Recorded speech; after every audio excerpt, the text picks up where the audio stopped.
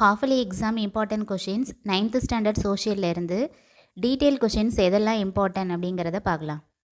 நிறைய பேர் உங்களுடைய வீடியோஸ் வரதில்லை மேம், வீடியோஸ் போடுங்க, இம்பார்ட்டன்ட் கொஷின்ஸ் கொடுங்க அப்படின்னு சொல்லி கேட்டிருந்தீங்க. இனிமேல் என்னுடைய வீடியோஸ் ரெகுலராக வரும். உங்களுடைய அன்புக்கும் சப்போர்ட்டுக்கும் என்னோடய நன்றியை தெரிவிச்சுக்கிறேன்.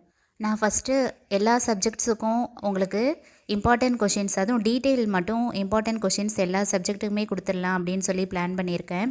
இப்போ இருக்கிற இந்த 1 வீக்கில் முதல்ல நீங்கள் டீட்டெயில்ஸ் எல்லாம் நல்லா ப்ரிப்பேர் பண்ணுங்கள். படிக்காத டீட்டெயில்ஸ்லாம் கொஞ்சம் படித்து வச்சுக்கோங்க. ரொம்ப கம்மியான டீட்டெயில்ஸ் தான் கொடுத்துருக்கேன். அதெல்லாம் பார்த்து புக்கில் எங்கெங்கே இருக்குன்னு மார்க் பண்ணி படித்து வச்சுக்கிட்டிங்கன்னா எக்ஸாம் டயத்தில் உங்களுக்கு ஈஸியாக இருக்கும். இது மாதிரி சயின்ஸ், மேக்ஸ், தமிழ், இங்கிலீஷ் இதுக்கெல்லாமே உங்களுக்கு இம்பார்ட்டன்ட் கொஷின்ஸ் நான் கொடுத்துட்றேன். நிறைய ஸ்கூல்ஸில் 10th ஸ்டாண்டர்ட் போர்ஷன் ஆரம்பிச்சிருப்பாங்கன்னு நினைக்கிறேன்.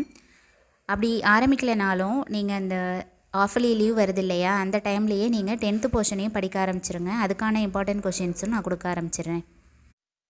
ஃபஸ்ட்டு ஹிஸ்ட்ரி பார்க்கலாம். ஹிஸ்ட்ரியில் ஒரு 11 டீட்டெயில்ஸ் கொடுத்துருக்கேன். இதில் எல்லாமே இம்பார்ட்டன்ட் தான், நல்லா பார்த்துக்கோங்க. இது இந்த வீக்லேயே படிக்காததெல்லாம் படிச்சுக்கோங்க. படித்தது இருந்ததுன்னா நல்லா ஒரு டைம் நல்லா ரிவிஷன் பண்ணிக்கோங்க.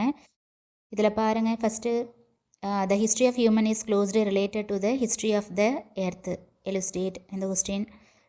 தேர்டு கொஸ்டின் பாருங்கள், இதெல்லாமே ரொம்ப இம்பார்ட்டன்ட், அடிக்கடி கேட்குற கொஸ்டின் தான்.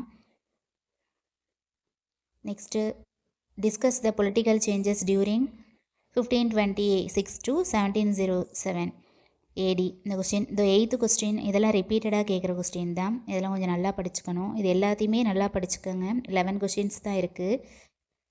Next, explain the commercial developments in medieval period, examine the outcomes of the geographical discoveries, what were the effect of industrial revolution of England on India.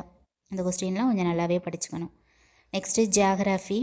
ஜியாகிரஃபியில் ஒரு 6 question தான் கொடுத்துருக்கேன். இதை நல்லா படிக்கணும்.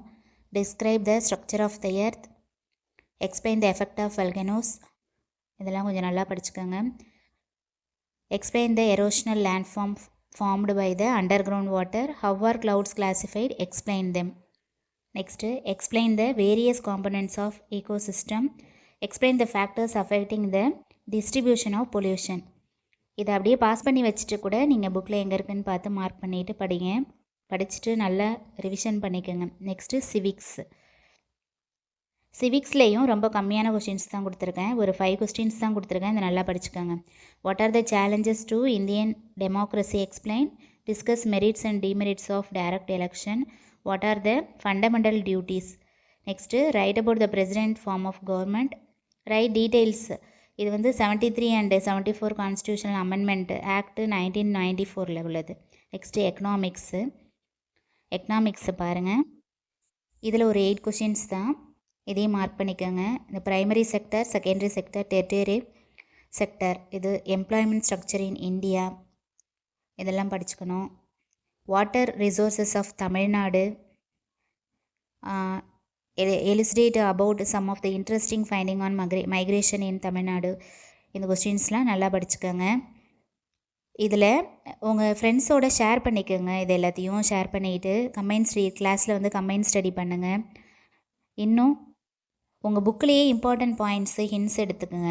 அதிலே ஹைலைட் பண்ணி படிக்கலாம், இல்லைன்னா அண்டர்லைன் பண்ணி அதை வச்சுக்கிட்டிங்கன்னா எக்ஸாம் டைமில் ஒரு கிளான்ஸ் பார்த்துட்டு போனாலே, அந்த வேர்ட்ஸை பார்த்தாலே உங்களுக்கு ஓனாக கூட நீங்கள் எழுதிடலாம். அதனால் ப்ரிப்பேர் பண்ணும் போதே நல்லா ஹிண்ட்ஸ் எடுத்து படிங்க, அண்டர்லைன் பண்ணி படிங்க. எக்ஸாமுக்கு அதை ஒரு டைம் கிளான்ஸ் பண்ணிட்டு போகும்போது உங்களுக்கு ரொம்பவே ஈஸியாக இருக்கும். இந்த சின்ன சின்ன டிப்ஸ் எல்லாம் ஃபாலோ பண்ணி படிச்சிங்கன்னா நல்லா ஸ்கோர் பண்ணலாம். அவ்வளோதான். நெக்ஸ்ட் வீடியோவில் டிஸ்டிங்விஷ் பிட்வீனும் கிவ் த ரீசன்ஸ், இந்த கொஸ்டின்ஸ்லாம் உங்களுக்கு கொடுக்குறேன்.